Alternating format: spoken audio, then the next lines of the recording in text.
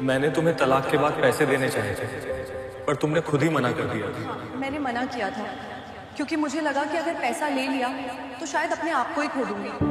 मैं भीख नहीं मांग रही। तुम्हारी ये हालत मेरी वजह से है। मैंने तुम्हें छोड़ा और आज तुम्हें इस सड़क तक पहुंचा। नगरी अपनी खूबसूरती, किलों और राजसी ठाट बाट के लिए पूरी दुनिया में मशहूर, लेकिन इसी शहर की चमक दमक के बीच मोती डूंगरी के पास स्थित गणेश चौराहे पर हर रोज लाखों कहानियां एक दूसरे से टकराती हैं। कुछ कहानियां मंजिल तक पहुंचती हैं, तो कुछ लाल बत्ती पर ही दम तोड़ देती हैं। आज मैं आपको जो कहानी सुनाने जा रहा हूँ वो किसी फिल्म की पटकथा नहीं है, बल्कि उस चौराहे की गवाही है जहां एक पल ने दो जिंदगियों को ऐसे मोड़ पर लाकर खड़ा कर दिया जिसकी कल्पना किसी ने नहीं की थी। ये कहानी है आर्यन शेखावत और सुमन की। शाम के 6 बज रहे थे। जयपुर का गणेश चौराहा गाड़ियों के शोर और धुएं से भरा हुआ था। ट्रैफिक सिग्नल लाल था और गाड़ियों की लंबी कतार लगी थी। उस भीड़ के बीच एक गाड़ी थी जो सबकी निगाहें अपनी ओर खींच रही थी। एक सफेद रंग की चमचमाती BMW 7 सीरीज। गाड़ी के अंदर का माहौल बाहर की दुनिया से बिल्कुल अलग था। बाहर 40 डिग्री की गर्मी और शोर था, लेकिन अंदर एयर कंडीशनर की ठंडक और हल्का जैज संगीत चल रहा था। स्टीयरिंग व्हील पर जो हाथ थे, उनकी कलाई पर 5 लाख रुपए की रोलेक्स घड़ी चमक रही थी। ये हाथ थे आर्यन शेखावत के। आर्यन शेखावत जयपुर के सबसे बड़े टेक्सटाइल टाइकून में से एक। 38 साल की उम्र, गठीला बदन, ब्रांडेड सूट और चेहरे पर सफलता का वो नशा जो अक्सर अहंकार बन जाता है। उसके बगल वाली सीट पर उसकी फाइलें रखी थी। वो अपनी एक महत्वपूर्ण मीटिंग के लिए जा रहा था, जहां उसे एक और करोड़ों की डील साइन करनी थी। अरे यार, ये ट्रैफिक भी ना। आर्यन ने झुंझलाते हुए स्टीयरिंग पर हाथ मारा। उसने अपनी घड़ी देखी। अगर 10 मिनट में नहीं पहुंचा तो क्लाइंट निकल जाएगा। उसने अपनी कार का शीशा पूरी तरह चढ़ा रखा था ताकि बाहर की गंदगी और शोर उसके सुकून में खलल न डाले। वो अपनी दुनिया का राजा था और उसे लगता था कि दुनिया उसकी जेब में है। सिग्नल अभी भी लाल था। 90 सेकंड का टाइमर मानो 90 साल जैसा लग रहा था। तभी आर्यन की गाड़ी की खिड़की पर एक हल्की सी दस्तक हुई। ठक ठक। आर्यन ने अनदेखा किया। उसे नफरत थी भिखारियों से। वो हमेशा कहता था, ये लोग कामचोर हैं, मेहनत नहीं करना चाहते, बस हाथ फैलाना जानते हैं। ठक ठक आवाज फिर आई, इस बार थोड़ी जोर से। आर्यन का पारा चढ़ गया। उसने गुस्से में अपनी महंगी सनग्लासेस उतारे और खिड़की की ओर देखा। बाहर एक औरत खड़ी थी। उसके कपड़े जगहजगे से फटे हुए थे, बाल धूल से सने और बिखरे हुए थे, और चेहरे पर एक पुराना मैला सा दुपट्टा था जिससे उसने अपना आधा चेहरा ढक रखा था। उसके हाथ में एक छोटा सा कटोरा था। आर्यन ने अपना शीशा थोड़ा सा नीचे किया, सिर्फ इतना कि अपनी आवाज बाहर फेंक सके। जाओ यहाँ से, काम धाम है नहीं, आ जाते हैं मुंह उठाकर गाड़ी गंदी करने।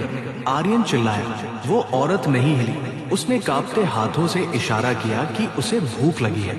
आर्यन को अब गुस्सा नहीं बल्कि घिन आ रही थी। गार्ड्स कहाँ मर गए हैं जो इन्हें यहाँ भीख मांगने देते हैं। वो बड़बड़ाया और शीशा चढ़ाने के लिए बटन दबाने ही वाला था कि तभी उस औरत ने अपना दुपट्टा थोड़ा नीचे किया ताकि वह ठीक से सांस ले सके, और उसी पल डूबते सूरज की एक किरण उसके चेहरे पर पड़ी। आर्यन की उंगली बटन पर ही जम गई। उसका दिल, जो अभी तक गुस्से से धड़क रहा था, अचानक एक पल के लिए रुक सा गया। वह चेहरा, धूल और मिट्टी की परतों के नीचे छुपा वह चेहरा, वह आंखें जिन्हें आर्यन ने कभी दुनिया की सबसे खूबसूरत आंखें कहा था। सुमन। आर्यन के होठों से बस एक फुसफुसाहट निकली। समय का पहिया 10 साल पीछे घूम गया। आर्यन और सुमन कॉलेज के प्रेमी थे। तब आर्यन के पास BMW नहीं थी, एक पुरानी साइकिल और ढेर सारे सपने थे। और सुमन एक साधारण परिवार की लड़की थी जिसके लिए आर्यन ही उसकी दुनिया था। जब आर्यन ने अपना बिजनेस शुरू किया था तो कई रातें ऐसी थी जब वो भूखा सोता था, लेकिन सुमन अपने टिफिन से उसे खाना खिलाती थी। जब पहली बार आर्यन का बिजनेस डूबा था और दुनिया ने उसे नाकामयाब कह दिया था, तब सुमन ने अपने गहने गिरवी रखकर उसे कहा था, आर्यन तुम हार नहीं सकते, मुझे तुम पर खुद से ज्यादा भरोसा है।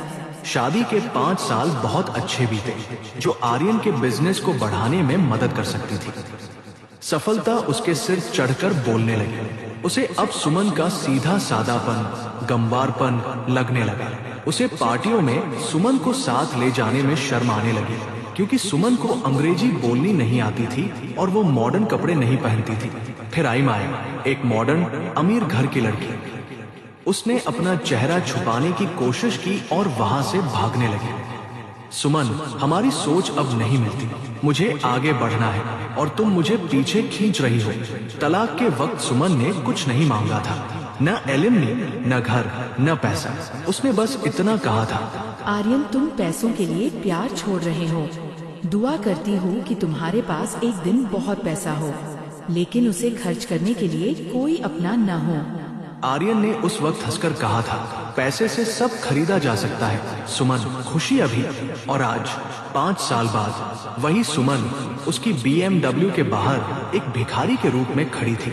वापस वर्तमान में गणेश चौराहे का सिग्नल हरा होने ही वाला था, लेकिन आर्यन को इसकी परवाह नहीं थी।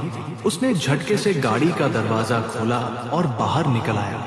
पीछे की गाड़ियां हॉर्न बजाने लगी, पिम पिम पी, लेकिन आर्यन को कुछ सुनाई नहीं दे रहा था। वो लड़खड़ाते कदमों से उस औरत के पास गया। सुमन, उसकी आवाज कांप रही थी। औरत चौंक गई। उसने मुड़कर देखा। जैसे ही उसकी नजर आर्यन पर पड़ी, उसकी आंखों में पहचान की एक चमक आई और अगले ही पल शर्मिंदगी का अंधेरा छा गया। सुमन, रुको। आर्यन ने दौड़कर उसका हाथ पकड़ लिया। वो हाथ जो कभी मखमल जैसा कोमल था, आज ईंट जैसा सख्त और खुरदुरा हो चुका था। सुमन रुकी। उसने धीरे से अपना चेहरा उठाया। उसकी आंखों में आंसू नहीं थे, शायद वे बहुत पहले ही सूख चुके थे।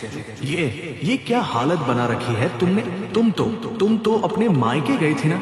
तुम्हारे भाई। आर्यन के शब्द गले में अटक रहे थे। सुमन ने अपना हाथ छुड़ाया और कड़वाहट से हंसी, एक ऐसी हंसी जो दिल चीर दे। मायका, भाई, जिस औरत को उसका पति छोड़ दे, जिसके पास ना पैसा हो ना औलाद, उसके लिए मायका भी तभी तक होता है जब तक वो बोझ न लगने लगे। आर्यन, लेकिन मैंने तुम्हें पैसे देने चाहे थे, तुमने मना कर दिया था। आर्यन ने सफाई देने की कोशिश की, जैसे वो अपनी अंतरात्मा को चुप करा रहा हो। हाँ, मना कर दिया था। सुमन ने उसकी आंखों में सीधे देखते हुए कहा, क्योंकि मुझे लगा था कि मेरा स्वाभिमान मुझे जिंदा रखेगा, लेकिन आर्यन, भूख स्वाभिमान से बड़ी होती है। जब मेरी माँ बीमार पड़ी और मेरे भाई ने उन्हें बाहर निकाल दिया, तब पता चला डिग्री और संस्कार से पेट नहीं भरता। सड़क पर भीड़ जमा होने लगी थी। एक तरफ करोड़पति आर्यन शेखावत और दूसरी तरफ एक भिखारी। लोग वीडियो बना रहे थे, तमाशा देख रहे थे, लेकिन आर्यन को आज किसी की परवाह नहीं थी। तुम्हारी ये हालत मेरी वजह से है। आर्यन घुटनों के बल सड़क पर बैठ गया। उसका महंगा सूट गंदी सड़क पर था, लेकिन उसे होश नहीं था। मुझे माफ कर दो सुमन, मैंने सब बर्बाद कर दिया। सुमन ने उसे झुकते हुए देखा। एक वक्त था जब ये आदमी उसके लिए भगवान था, और आज ये आदमी उसके सामने था, लेकिन अब उसके लिए कोई जज्बात नहीं बचे थे। सुमन ने अपनी झोली से एक सिक्का निकाला, वही सिक्का जो शायद थोड़ी देर पहले किसी ने उसे भीख में दिया था। उसने वह सिक्का आर्यन की ओर बढ़ाया। ये क्या है? आर्यन ने आंसू भरी आंखों से पूछा। ये ले लो आर्यन, तुम्हें इसकी ज्यादा जरूरत है। सुमन ने शांत स्वर में कहा, मेरे पास करोड़ों है सुमन। नहीं, तुम्हारे पास सिर्फ करेंसी है, दौलत नहीं। क्योंकि जिस इंसान ने अपनी पत्नी को सड़क पर आने के लिए छोड़ दिया, जिसने अपने सुख के लिए किसी की जिंदगी जला दी, वो दुनिया का सबसे गरीब आदमी है। तुम आज भी भिखारी हो आर्यन, बस तुम्हारे भीख का कटोरा थोड़ा महंगा है। ये शब्द आर्यन के सीने में गोली की तरह लगे। ट्रैफिक पुलिस वाला आ गया था। सर, गाड़ी हटाइए, जाम लग रहा है। लेकिन आर्यन वहां से हिल नहीं पा रहा था। सुमन ने अपनी पोटली उठाई और भीड़ में जाने लगी। रुको, मैं सब ठीक कर दूंगा, मेरे साथ चलो, मैं तुम्हें रानी बना कर रखूंगा। आर्यन चिल्लाया। सुमन रुकी नहीं, बस चलते चलते बोली, टूटे हुए कांच और टूटा हुआ विश्वास पहले जैसे नहीं जुड़ते आर्यन बाबू। तुम अपने BMW में खुश रहो, मुझे मेरा सड़क मुबारक। सुमन भीड़ में ओझल हो गई। आर्यन वही सड़क पर खड़ा रहा। पीछे गाड़ियों के हॉर्न का शोर गूंजता रहा। उस दिन आर्यन अपनी मीटिंग में नहीं गया। वो अपनी कार में बैठा और घंटों तक रोता रहा। उस रात आर्यन घर गया। लेकिन वो आलीशान बंगला उसे काटने को दौड़ रहा था। उसकी दूसरी पत्नी माया पार्टी के लिए तैयार हो रही थी। अरे तुम आ गए, चलो देर हो रही है। माया ने कहा। आर्यन ने उसे देखा और पहली बार उसे उस चमक दमक के पीछे का खोखलापन दिखाई दिया। अगले दिन से जयपुर के बिजनेस जगत में एक खबर आग की तरह फैली। आर्यन शेखावत ने अपनी 50% संपत्ति दान कर दी। उसने गणेश चौराहे के पास ही एक सुमन सेवा संस्थान खोला, एक ऐसा आश्रम जहां बेसहारा औरतों को रहने की जगह खाना और रोजगार का प्रशिक्षण दिया जाता था। आर्यन ने सुमन को बहुत ढूंढा, लेकिन वह फिर कभी नहीं मिली। शायद वह जानती थी कि उसकी मौजूदगी आर्यन को कभी चैन से जीने नहीं देगी, या शायद वो अपनी नई दुनिया में अपनी शर्तों पर जीना चाहती थी। लेकिन लोग कहते हैं कि आज भी हर शनिवार को आर्यन शेखावत अपनी BMW छोड़कर उस गणेश चौराहे पर आता है। वो घंटों वहां खड़ा रहता है, शायद इस उम्मीद में कि वह चेहरा एक बार फिर दिख जाए और वो माफी मांग सके जो उसे कभी नहीं मिली। दोस्तों, जयपुर के उस चौराहे पर गाड़ियां आज भी दौड़ती हैं। लोग आज भी अपनी मंजिलों की तरफ भागते हैं, लेकिन आर्यन की कहानी हमें ठहर कर सोचने पर मजबूर करती है। इस कहानी से हमें 3 बड़ी सीख मिलती है। रिश्तों की कीमत। पैसा तो हाथ का मैल है, आज है कल नहीं होगा, लेकिन जो इंसान आपके बुरे वक्त में आपके साथ खड़ा था, उसे अपने अच्छे वक्त में कभी मत छोड़ना। आप चाहे कितने भी ऊंचे उड़ ले, जमीन से जुड़े रहें, क्योंकि जब वक्त करवट बदलता है तो अर्श से फर्श पर आने में देर नहीं लगती। जीवन के अंत में ये मायने नहीं रखेगा कि आपके पास कौन सी गाड़ी थी या कितना बड़ा घर था। मायने ये रखेगा कि आपने कितने दिलों में अपनी जगह बनाई और कितने आंखों के आंसू पोंछे।